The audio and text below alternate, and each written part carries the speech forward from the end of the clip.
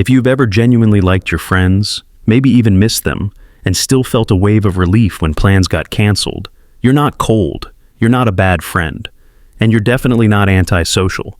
Your brain is just playing a game most people don't even know exists. And today I'm going to explain what's actually happening.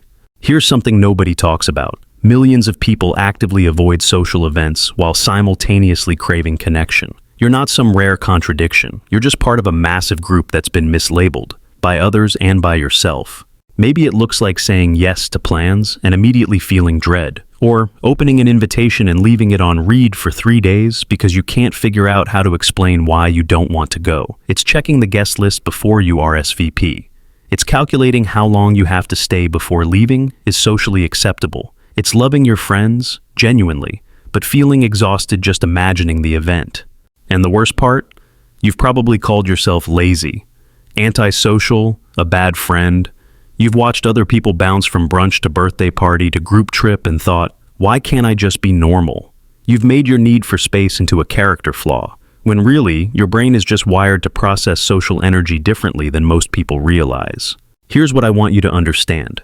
This pattern didn't come from nowhere. There's actual psychology behind why your brain treats a casual dinner invite like a complex negotiation. It goes back to how you process stimulation, how your nervous system recovers, and patterns you didn't even know you were learning. And once you see it clearly, you'll stop feeling broken and start feeling like someone who finally understands their own operating system.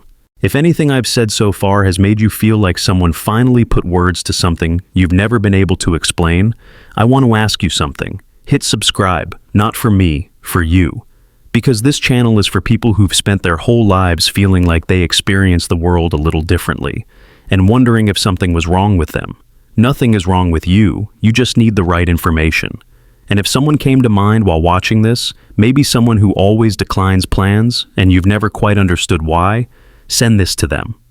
Sometimes the kindest thing you can do is help someone feel less alone. Okay, let's get into the why.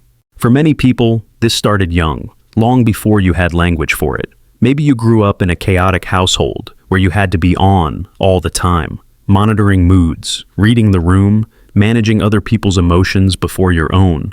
Or maybe you were the quiet kid who got labeled shy so often you started believing it. Teachers pushed you to participate more. Parents worried you weren't making enough friends. And somewhere along the way, you internalized this idea that wanting alone time meant something was wrong with you.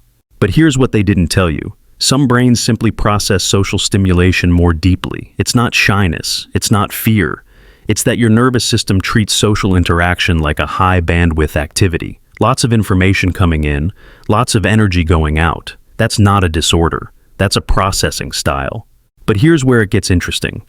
This isn't just about your past. There are specific psychological mechanisms that explain why your brain does this. Let me break them down. Recent research suggests that people who avoid social events often have a different relationship with dopamine, the brain's reward chemical. For some people, social interaction is like a slot machine that keeps paying out. For you, the reward is quieter. You enjoy connection, but your brain doesn't give you the same chemical hit that makes others crave constant social contact, which means you're not broken. Your reward system just has different priorities.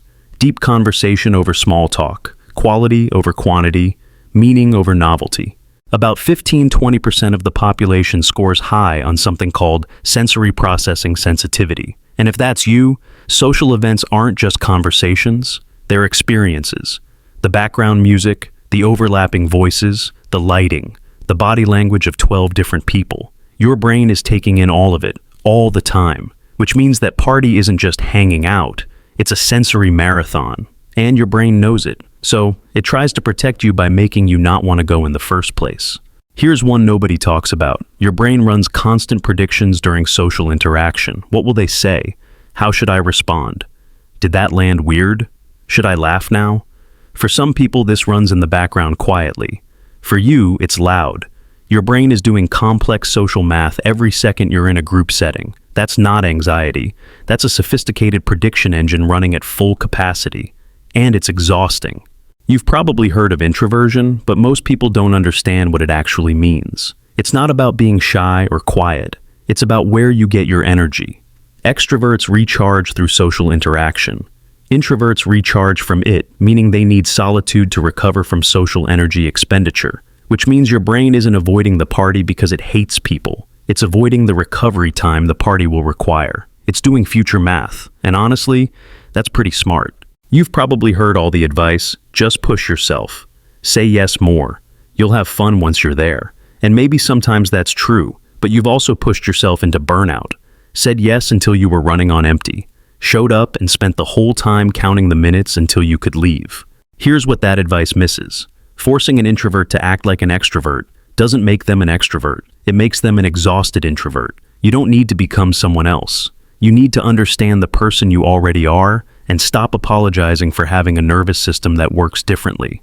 Let me show you how this plays out in real life. Your friend texts, "Hey, there's a thing Saturday, like 15 people, super casual, you should come." Your stomach tightens, not because you don't love them, but because your brain immediately starts calculating. 15 people, that's a lot of simultaneous conversations to track. Saturday, that's after a full work week. You'll already be depleted. Super casual, which means unstructured, no clear endpoint, unpredictable dynamics. You wait to respond, you start drafting excuses. I might have something that day. Let me check my schedule. Anything to buy time while you figure out how to explain something you don't fully understand yourself. And then comes the guilt. Why am I like this? It's just a party. Normal people do this all the time. But here's the thing, you're not refusing connection. You're refusing overstimulation. Your brain isn't scared of your friends. It's trying to protect you from an energy deficit you know you can't afford. That's not antisocial. That's self-aware. So, what do you do with all this? Here are a few shifts that actually work with your wiring, not against it. Before any social event, schedule empty time before it, not just after. If you walk into a party already depleted, you'll leave drained. But if you arrive with a full battery, you will actually enjoy yourself. Try this. Treat the hour before any social event as sacred. No calls, no obligations, just quiet. You'll show up like a different person. Give yourself permission to leave, not as an escape hatch, but as a boundary. Tell yourself before you go, I'll stay for 90 minutes and then I can reassess. Often, just knowing you can leave makes staying feel easier. You're not trapped. You're choosing to be there, moment by moment. Practice one honest sentence you can actually say out loud. Something like, I love you, but I'm pretty low on social battery this week. Can we do something smaller soon? Most people won't be offended. They'll be relieved you told them the truth, instead of making up an excuse they suspected was fake anyway. Stop measuring your social life by extrovert standards. You don't need a packed calendar to be connected. You need quality. And you probably already have it. One deep conversation might fill your cup more than 10 parties ever could. That's not a deficit. That's a preference. And it's valid. So the next time you feel that wave of relief when plans get canceled, you'll know. That's not you being a bad friend. That's your nervous system telling you what it needs. And listening to that isn't weakness. It's wisdom. You're not antisocial, you're not cold, you're not broken. You're someone who experiences social energy differently, and instead of fighting it, you're finally starting to understand it. And honestly, that's the first step to actually enjoying the social life you want instead of performing the one you think you should have. If you made it this far, you're definitely my kind of person. Subscribe if you want to keep making sense of your brain with me. I'll see you in the next one.